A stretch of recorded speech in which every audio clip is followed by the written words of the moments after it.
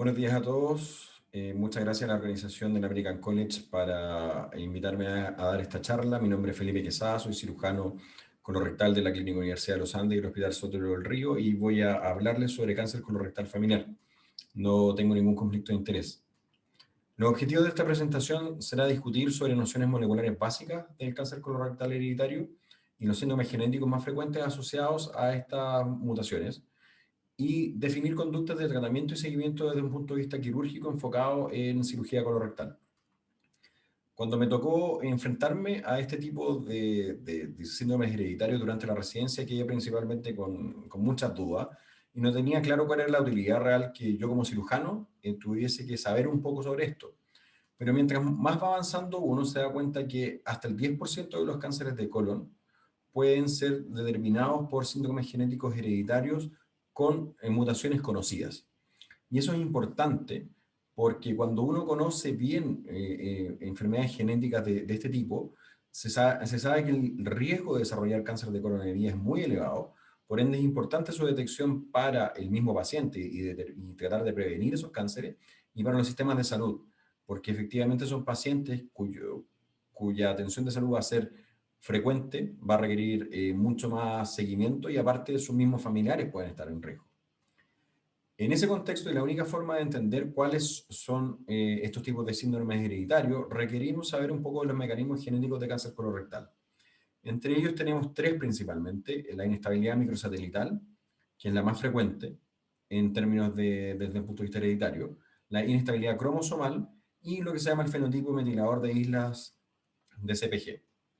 Cuando hablamos de inestabilidad microsatelital, hablamos de secuencias de ADN bien pequeñas de nucleótidos que se repiten por lo menos varias veces, entre 5 y 50 veces dentro de diferentes segmentos del genoma. Estas secuencias, que se llaman microsatélites, normalmente se alteran fácilmente cuando existe una pérdida de la expresión de proteínas que tienen que ver con la reparación del emparejamiento correcto del DNA. Estas proteínas son conocidas como MMR, por su sigla en inglés, Mismatch Repair Genes, y cuando están perdidas en el tumor y en el tejido sano, hablamos de lo que se llama una enfermedad de Lynch. Esa enfermedad de Lynch es una mutación autosómica dominante que puede llegar a ser hasta el 5% de todos los cánceres colorectales. Puede presentarse con pólipos porque puede tener el riesgo poblacional del desarrollo de pólipos, pero no a un grado similar a los síndromes asociados a poliposis. Y existen mutaciones germinales en estos genes de estas proteínas MMR, que son las más frecuentes: MLH1, MCH2, EPCAM, MCH6 y PMC2. Esto confiere riesgos de vida elevados, no solo de cáncer de colon, que aquí vemos que puede llegar hasta un 90%, sino que también a cáncer de endometrio, cáncer de ovario, estómago, páncreas, intestino delgado, vías urinarias, entre otros.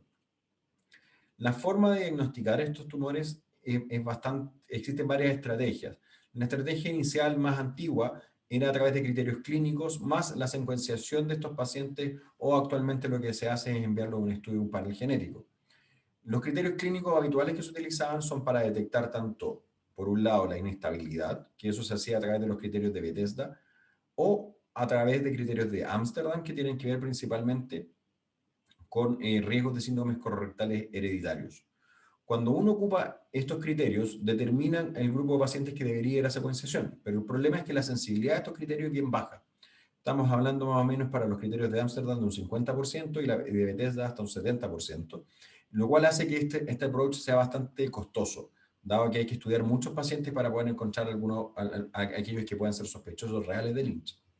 Lo que uno puede hacer por entre medio es que, aparte de los criterios clínicos, utilizar a los pacientes que detectamos por estos criterios clínicos algún estudio para determinar el grado de inestabilidad, ya sea inestabilidad microsatelital vía PCR o inestabilidad determinada por una pérdida de la proteína por inmunohistoquímica en el tumor, de aquellas que son relacionadas a esto, de las MMR.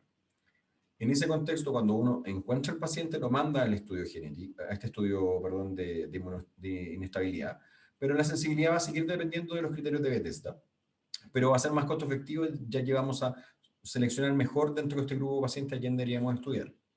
Lo que se está haciendo más en boga a nivel mundial normalmente es lo que se llama el tamizaje universal, es decir, a todos los cánceres de colon realizarles o inestabilidad por PCR o inmunohistoquímica para pérdida de las proteínas de MMR. Y si esos salen positivos, mandarlos a una secuenciación o al panel. Lo bueno de esto es que tiene la mejor sensibilidad posible, porque incluso hasta un 12% de los pacientes con cáncer de colon sobre los 70 años podrían tener una mutación asociada a cáncer de Lynch, a una enfermedad de Lynch, perdón. Y en términos de costos puede ser más costoso, dado que depende de lo que yo ocupe como una estrategia para estudiar a estos pacientes, ya sea por PCR, que sería más caro, o por inmunohistoquímica. Otra alternativa es utilizar modelos de predicción matemáticos en pacientes que ya tienen efectivamente un cáncer de colon y ver si hay riesgos elevados para desarrollar o para que tengan un Lynch y justifiquen su estudio. Dentro de esto, el más frecuente o el más conocido es el PREM5, que es un modelo de Harvard que hace varias preguntas y determina el riesgo acorde a eso para ver si hay mutaciones genéticas.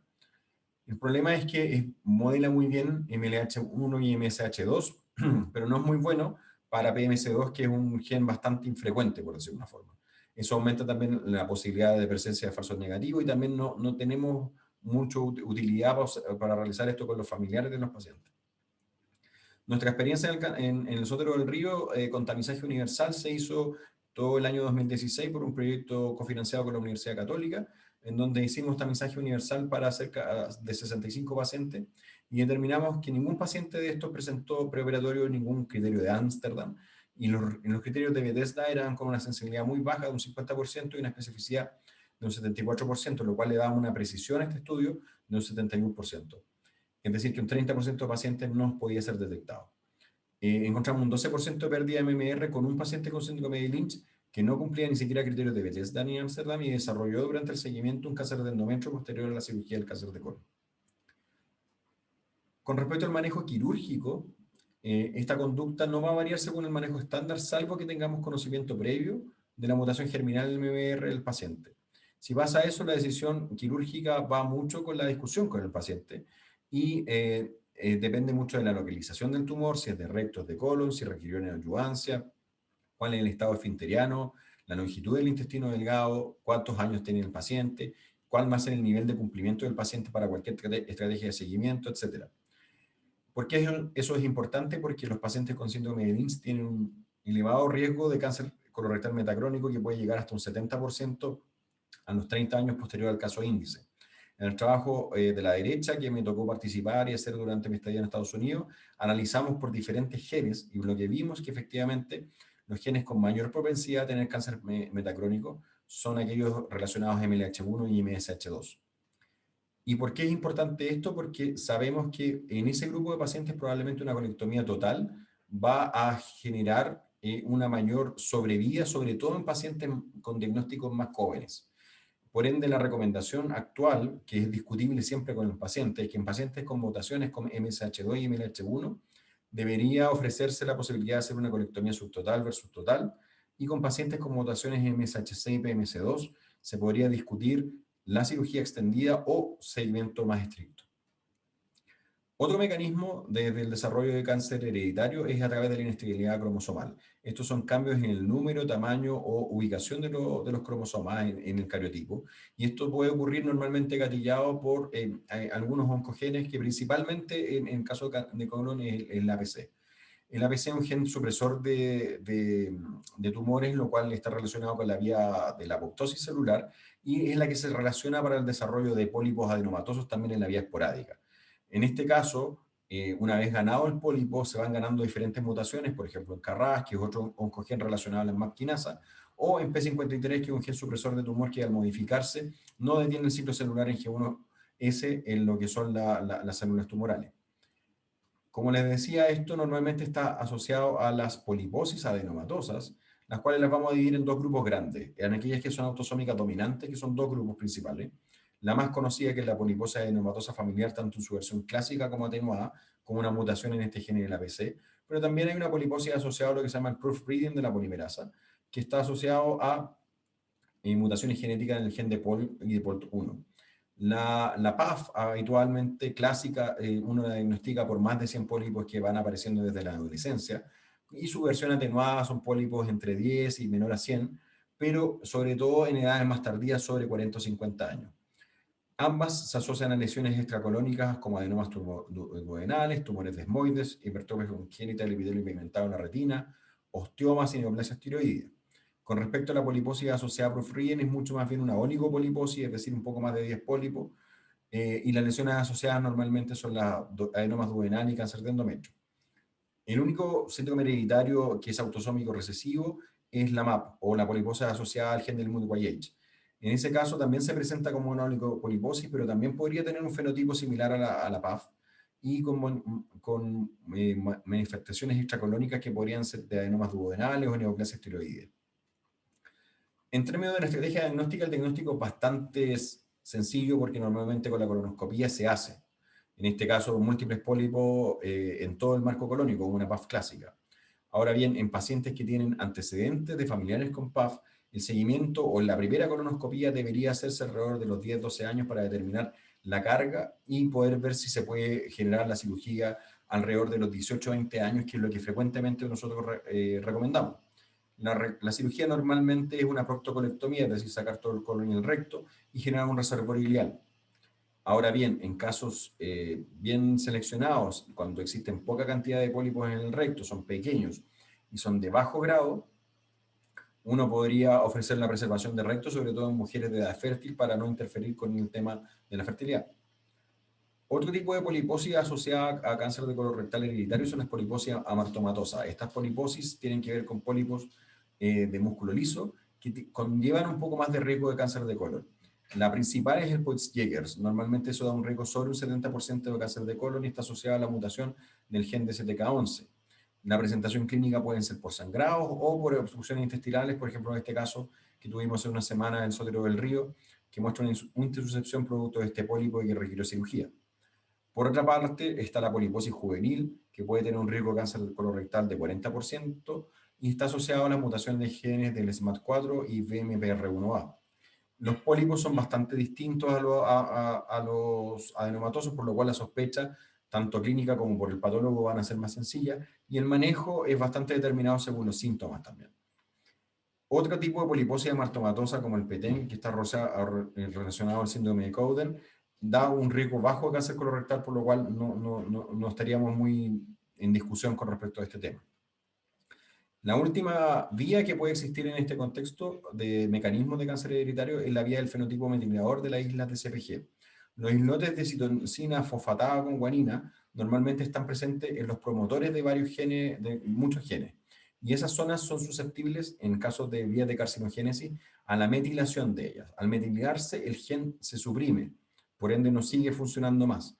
Y lo que ocurre normalmente en los casos con cáncer colorectal, existe la mutación previa de un gen que se llama BRAF, que fomenta la metilación de esta zona y puede llegar a silenciar, por ejemplo, a MLH1 como uno de los MMR y generar una vía similar a un Lynch, pero que no está determinado desde el punto de vista por una pérdida de la expresión misma de ese tumor.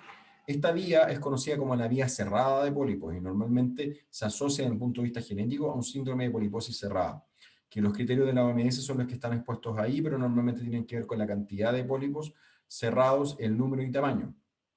No está claro cuál es el gen causante, pero hay un gen tentativo y muy bueno como predictor que puede ser el RNF43.